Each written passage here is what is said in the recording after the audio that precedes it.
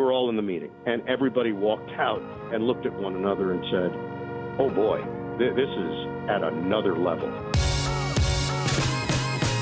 And this weekend, you can hear the NFC Championship game right here on the Team 980, courtesy of Westwood One Sports. It'll be Ian Eagle, Kurt Warner, and Ross Tucker on the call. And it is our pleasure to welcome back to the show my good friend, one of those three men. It's Ian Eagle. Ian, how are you, my friend? I thought you were about to say Ross Tucker, my good friend. But no, you're going with me in that category. No, you are the one on the phone right now. I mean, you're definitely of those three. In my personal life, Ian, I would want to have you anyway, of course, but you are the easiest one for me to get a hold of.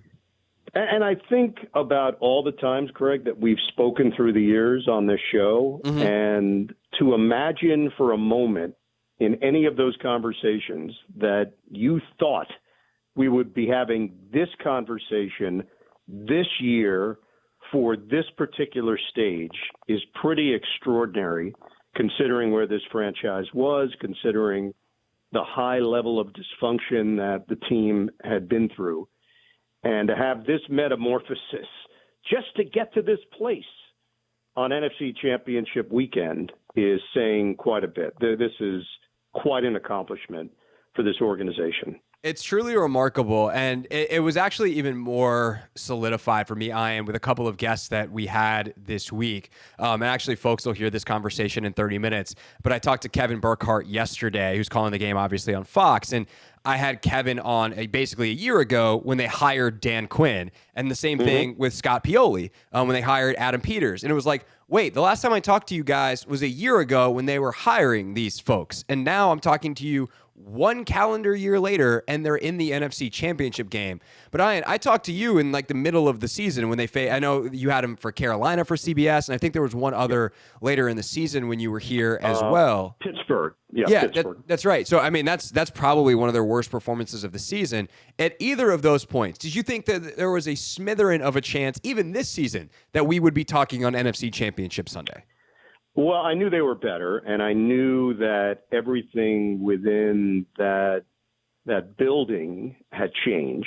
The whole vibe within their facility was different, and you could feel that. When you walk in, there was just a different feeling. That doesn't always translate into wins. That doesn't always translate into playoff wins. And sometimes it's not even something tangible that the fans can notice because they're not privy to that. They just know what they see on Sundays or Thursdays or Mondays, whenever the game is played. That's what you go off of. And by the way, that's how it works. I get it. But because you can go in with the television crew and get a little more insight and look someone in the eye and talk to them, there was no doubt in my mind that it was real. This was not made up. This was not just rhetoric. Dan Quinn and Jayden Daniels and the litany of players that we met with, Zach Ertz and Terry McLaurin, and on and on and on, Bobby Wagner, you could see that this was not just a nice little story of a bump up from one year to the next, which happens all the time in the NFL. The NFL is known for worst to first. It happens. But what doesn't normally happen is you feel a very seismic shift for a franchise this quickly, that this team has a chance to have sustainable success. No matter what happens on Sunday, this team is heading in the right direction with the right decision makers in place and the right personnel and cohesive players that believe in one another that can possibly maintain this for a long period of time. And that's where you want to be as an NFL fan.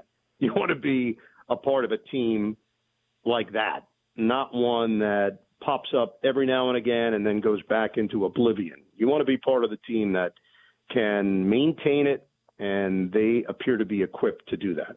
Ian Eagles got the play-by-play this weekend on Westwood One. You can hear the game 3 o'clock Sunday on the Team 980 for the Commanders and Eagles. And obviously, Ian, they did a lot of stuff right. And I probably asked you a version of this question during the season, but for those that may have missed it, I'm going to ask it again. But when you sit down with Daniels and you talk to him and you've been doing this a long time. You talk to a lot of great quarterbacks, and I'm sure there's something that is at least similar about so many of them. What is the thing about him that stands out, that's different, or I would say alike to maybe others, but different from any rookie that perhaps that you've ever sat with, or rare to rookies that you've sat with? Maturity, composure, wise beyond his years, all of those things that you can gather in a meeting. And then the things that he's doing on the field speak for themselves. This has been the best rookie season for a quarterback in NFL history. And it's not just based on numbers, it's based on impact. It's based on how the team has followed him and the fact that he got respect very early, and not because he got a big contract or because he was taken number 2 overall or because he's a former Heisman Trophy winner. Not for any of those reasons. The thing in the NFL that you quickly realize is people figure it out quickly. And doesn't matter what your signing bonus is. Once you're in that locker room, there is something else that has to take place in terms of leadership that can only be earned. And he earned it early because of his work ethic and because of the way that he carries himself. And that's apparent in the production meetings. Look, I've had so many of these meetings where I think young quarterbacks often will just go off of a handbook. And there are some current quarterbacks that I can think of that I had early in their career where they were saying all the things that they thought they needed to say. And then later on in their career, you can feel the earnestness and the genuine quality finally coming through, where the veneer is broken and they can be a bit more forthright because they've experienced things, because they've had ups and downs. For him to be at that place so early really stood out. Charles Davis, Evan Washburn, our producer Ken Mack, director Suzanne Smith, Brian Jagoda, who is our tape producer. So you have him, obviously, is the most important centerpiece. What's impressed you about the infrastructure they've put around him, whether it's the people, the scheme? What stands out to you about how they've allowed him to become the best version of himself, even though it seems like any version of him probably would have been pretty good? Yeah, he was probably going to be good anyway, but the one thing about the NFL that you do recognize that it doesn't come down to just one person. There are so many others that play a role, and it's the right fit, right system, right people. Cliff Kingsbury, he's got the right experience. He's done it. He's done it with big-time QBs. He's done it on bigger stages. He's had all the responsibility as the head coach, and now back to the OC mentality where he could just laser into what is required day to day, and the fact that they hit it off, and the fact that there was a strong give and take, and they developed the necessary chemistry, not just on game day when you're calling the plays, but Monday through Saturday when you're working through the game plan and you're trying to figure out what works best. And then beyond that, having a sit down with Zach Ertz and the fact that he's been through a lot and he was nearly out of the league, and his appreciation and the experience that he had with a variety of quarterbacks, and for Jayden to lean on that, the professionalism of Terry McLaurin, and then Dan Quinn. Dan is just one of those people that realized that he needed to get better. He needed to improve at his trade, and did so in a big way before he went to Dallas, coming off Atlanta, where he did a lot of things right. You know, they were obviously a play or two away from winning the Super Bowl, and his whole life is different, and Matt Ryan's life is different. So when that doesn't work out, and you now have to go back to the drawing board, you lose your job, you're trying to build it back up, you go to Hawaii, and you regather and try to figure out where you can be better in life, and you allow someone to come in and do an assessment of you, an honest one, and make improvements, that speaks to who you are. And not everybody would do that, or some might do it but not actually take the advice. I think Dan realized he needed to make some adjustments and alterations in how he goes about his business and his delegation, and then his overall feel day to day with his group, with his players, with his staff, connection to the front office, of course, with Adam Peters. That's what you strive for in big-time sports, when you can get to that place where there's honesty and forthrightedness and transparency more than anything else. And I think that's a big reason why, in addition to chemistry and this team delivering week in and week out, especially the last 7 weeks. But there's more to it, and that's what makes football such a great game. It's so intricate, and if one thing is off, it can affect so many in this game. If I asked you for stories on coach or player, but especially coach, like hubris or ego, you'd probably have a lot more of them than humility in your years of calling NFL and NBA games. But are there other successful people that you, like, their humility stands out, that they would do the type of thing that Dan did? Like, how, I guess really what I'm asking is, how rare is that? Are there any other examples that immediately come to mind?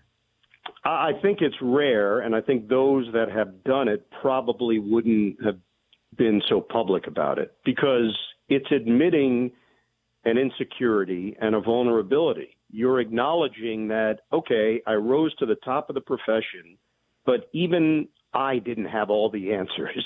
Most coaches don't ever acknowledge that.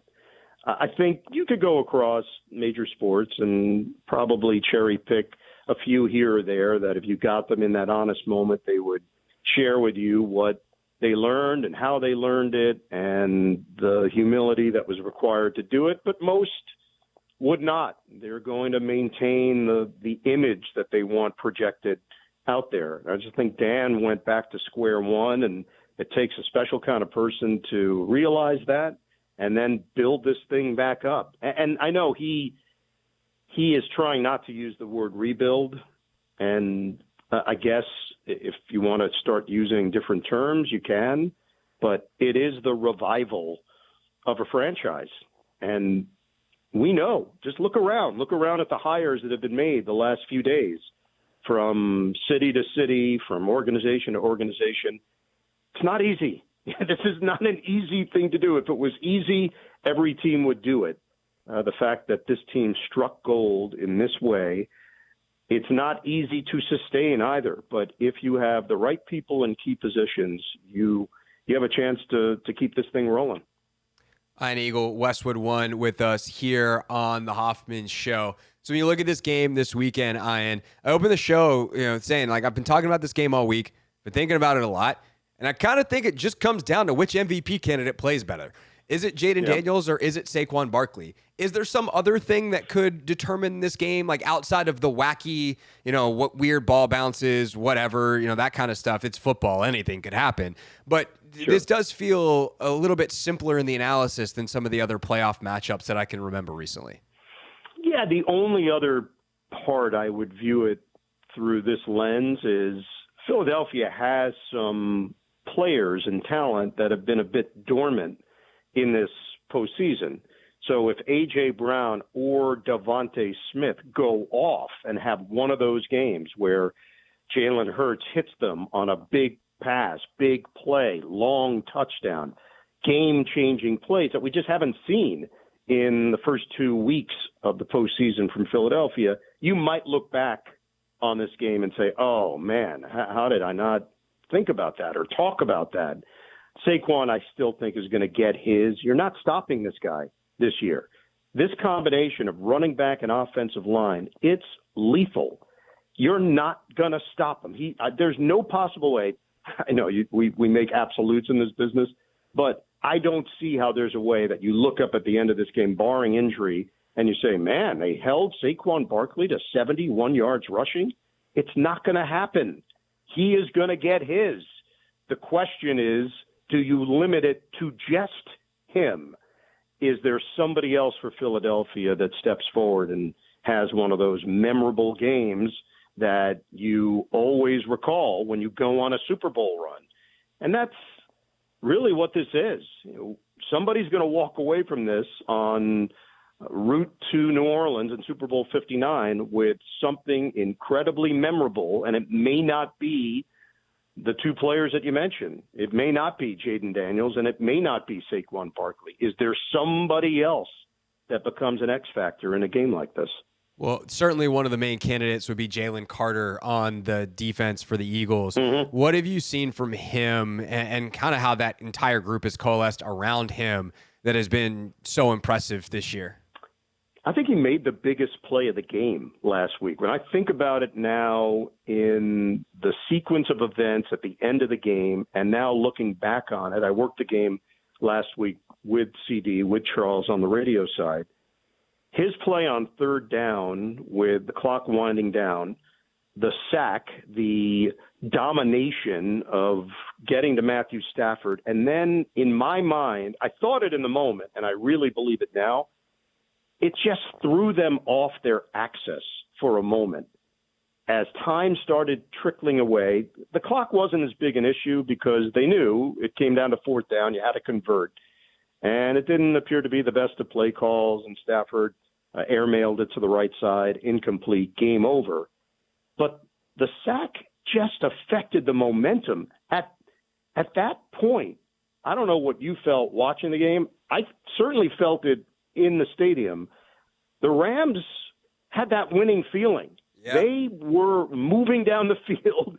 They were cashing in on plays. Stafford had command in that moment.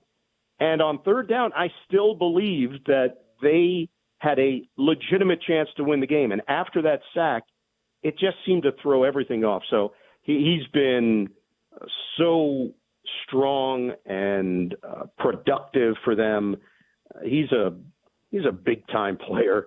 We know that he dropped in the draft in 2023 because of other issues and some terrible things that happened at Georgia. The reality is no one ever questioned his abilities and his agility and his all-out hustle. It's there consistently. He's a Pro Bowler for a reason. He deserved it. He played at a legitimate Pro Bowl level this year. What is it about, as we wrap up with Ian Eagle here, Westwood One, play-by-play man who will be on the call for the NFC Championship game this weekend? What is it about just the best pass rushers that not only are they prolific in their production, but whether it's what Aaron Donald used to do, he did this all the time. Yep. TJ Watt is one of the best at this, that just in the big moments, they're able to come through time and time again. And Carter seems to be the next one in line to do that, as he proved last week on that play. Yeah, there's brute strength, which that's just given to you from great genes and work ethic and obviously maximizing what you offer physically. And then I think with great pass rushers, there's a relentlessness that you can't truly judge at a combine. And I don't even think you can gather it from a meeting, an interview. You can get some of it. You can get a sense of what someone's all about. When we sit down with TJ Watt, there is something else in his eyes. There is something else in his aura. And I sense it with all the great pass rushers. There's this switch that they can flip at a moment's notice. And I've seen it time and time again. I do think Carter has that. It's a really special quality. There might only be 6 players year in, year out with the role changing based on where someone is in their career, what year they're in, what their production level is. But there might be 6 to 10 a year in the NFL that you can put in that category and that category alone. There's just that other upper echelon of pass rushers that, as you stated, Craig, can do it when the time is right and when the team needs it the most. Which, if the Commanders have the ball late on Sunday, considering what happened last time, that was the scenario in Week 16. Yes. Jayden Daniels was able to get the upper hand and lead them down the field. Would be a whole lot of fun to see if they can stave off Carter one more time. Ian Eagle will be there calling all the action in Philadelphia, and you'll hear it right here on the Team 980, courtesy of Westwood One. Ian, always appreciate your time, my friend. And, man, I can't believe we're doing this, but here we are. Have a great time calling the Commanders in the NFC Championship game on Sunday. Yeah, enjoy it. I'm sure it's a great time in the DMV, and savor these moments because, as we know, it's been 32 years in between them for Washington and for the fan base. So it's pretty special. But who's counting? Well, I am. Okay. I've got to write it down on my notes. Yeah, no, that's probably a smart one for you to have. Thanks, buddy. See you, man. Hey, this is DA, and you're listening to The Hoffman Show on the Team 980 and the Odyssey app.